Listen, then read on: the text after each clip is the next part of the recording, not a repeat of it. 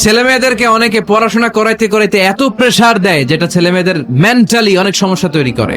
এরকম আছে না নাই? আমি এমন অনেক ছেলে মেয়েকে দেখছি, তার ওজন যত তার ব্যাগের ওজন তার চেয়ে বেশি। আছে না নাই? ছোট্ট বাচ্চার কাঁধে এক গাদা বই দিয়ে দেয়। কে বলেছে আপনাকে এতগুলো বই দিতে? কে বলেছে?